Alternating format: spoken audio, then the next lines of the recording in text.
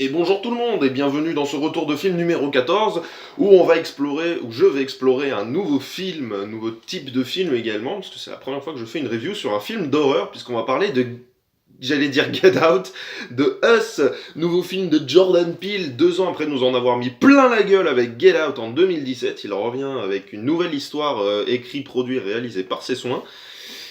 Alors si vous n'avez pas vu Get Out déjà, son tout premier film, déjà ce qui est énorme c'est que c'était son premier long métrage et c'était un truc de malade. Si vous n'avez pas vu Get Out, je vous conseille vraiment de le voir, c'est un film d'horreur qui est très très intéressant, de par son style, par sa réalisation et aussi par son histoire. Je fais un petit topo mais alors très rapide sur Get Out, sans vous révéler l'histoire, c'est juste pour vous dire comment je l'ai découvert. Enfin, je l'ai regardé, voilà, j'avais loué le DVD.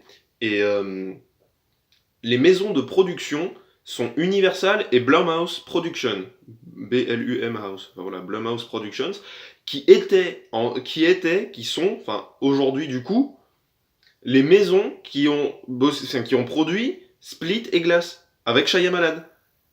Donc ça m'a surpris et quand j'ai vu Get Out, j'ai retrouvé une mise en scène que j'adore chez Shyamalan. Et Jordan Peele reprend des gimmicks en fait, c'est-à-dire des plans séquences, des cadres très travaillés, des angles très particuliers, et il met ça sur son film d'horreur. Donc déjà, ça m'a séduit tout de suite. Le film était ouf, absolument ouf. Et donc il revient donc cette année avec Us, histoire particulière. Ça c'est peu dire. Je vais essayer de vous décrire vite fait le pitch. L'histoire suit le personnage d'Adélaïde joué par Lupita Nyong'o, qui avait fait la motion le motion acting, la motion capture sur Maz de la nouvelle trilogie Star Wars. Je développerai pas ce que je pense de ce personnage, hein, on n'est pas là pour ça. Enfin bref, donc Lupita Nyong'o qui joue le rôle d'Adélaïde, qui part en vacances avec son mari et ses 2 enfants, une fille qui est dans son adolescence et un enfant d'à peu près 10 ans. J'ai un peu oublié les noms, hein, je m'en excuse, hein, je crois que c'est Jason le petit, mais je me rappelle pas. Et donc ils partent dans leur maison de vacances, dans une maison de vacances, je crois que c'est la maison d'enfance d'Adélaïde, mais un soir il se passe quelque chose d'étrange, c'est-à-dire que cette famille d'apparence complètement normale, se fait agresser, se fait piéger par des gens vêtus de rouge, qui ont la particularité d'avoir le même visage qu'eux, la même corpulence, enfin des clones, des doubles. Et rien que ce truc déjà... Ah. Donc bon, si vous avez envie de voir le film, allez le voir. Je ne peux que vous le recommander parce que j'ai flippé, comme rarement j'ai flippé. C'était la première fois que je voyais un film d'horreur au ciné, quoi. Donc, première fois que tu vois un film d'horreur au ciné, Us, de Jordan Peele, le film est affreusement malsain. Il est vraiment, mais alors vraiment malsain, mais il est ouf. Il est ouf par sa réalisation, par son histoire et par toutes ses métaphores. Alors le film peut en dérouter certains, parce que il y a notamment la fin du film. Évidemment que je ne vais pas vous la raconter, mais la fin du film, beaucoup de gens ne l'ont pas comprise. Je pense que c'est surtout à prendre au sens métaphorique. Le film est surtout une métaphore en fait. Et c'est vraiment là qu'il faut se concentrer. Il faut arriver des fois en fait dans certains films à se dire que certains événements sont surtout une métaphore. C'est-à-dire que un film est une fiction, c'est une œuvre d'art. Malheureusement, tous les films sont des œuvres d'art. Même Dragon Ball Evolution, hein, fait mal à entendre, mais oui, c'est une œuvre d'art cinématographique. Mais bon, c'était pourri. C'est comme ça, hein, toutes les œuvres d'art ne peuvent pas être bonnes. Et donc du coup, le fait que ce soit fictif, du coup, c'est comme des personnages, c'est comme des personnifications dans des fables, des trucs comme ça. Enfin, on s'en fout dans les fables de La Fontaine que des animaux parlent. Donc dans les films, c'est pareil, il faut savoir accepter un contrat cinématographique qui fait que c'est pas vrai ce que tu vois, et donc par la réalisation, dans des éléments, dans des fictions, on peut faire intervenir des personnages, voilà, un peu fantasques et complètement hors du commun pour justement, voilà, c'est de la métaphore.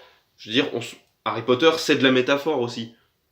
Hein, évidemment qu'on va pas dire, mais dites-moi, ce n'est pas possible, les éclairs rouges qui sortent d'un bout de bois. Bah voilà, là, c'est pareil, vous vous dites, des gens habillés en rouge avec des ciseaux qui attaquent des gens qui ont le même visage.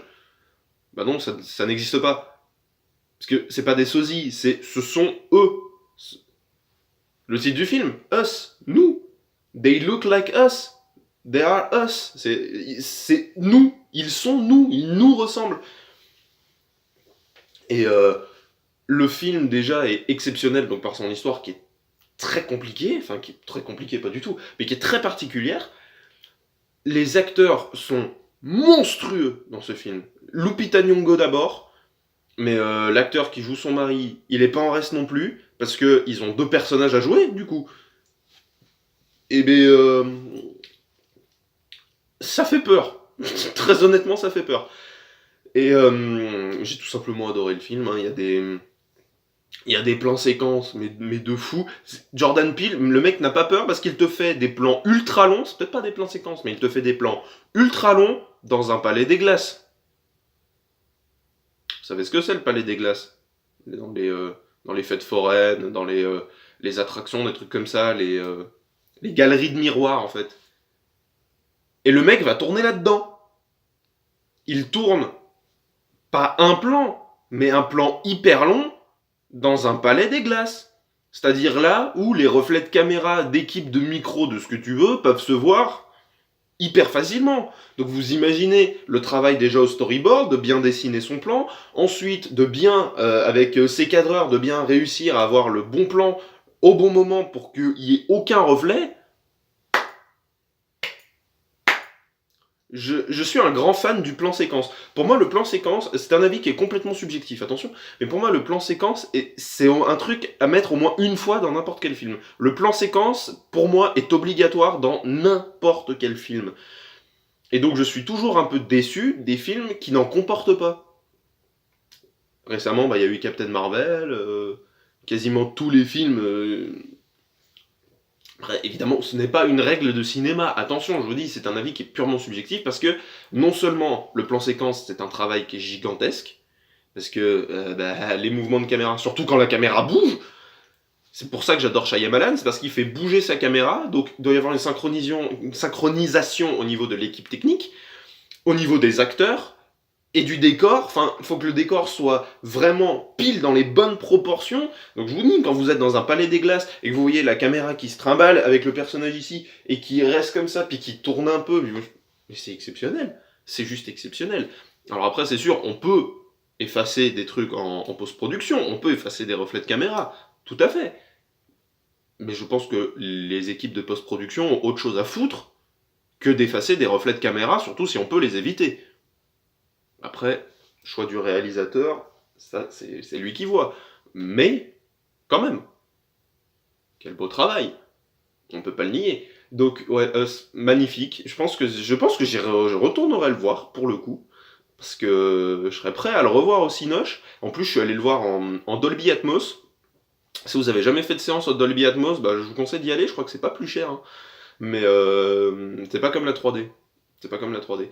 Mais Dolby Atmos, je suis allé voir Aquaman en Dolby Atmos, Captain Marvel en Dolby Atmos. Alors autant les blockbusters type super-héros, le Dolby Atmos n'apporte pas grand-chose. Et Aquaman Seas, justement, comme ça se passait sous l'eau, c'était vachement intéressant de ce niveau-là, d'avoir du son qui était plus travaillé.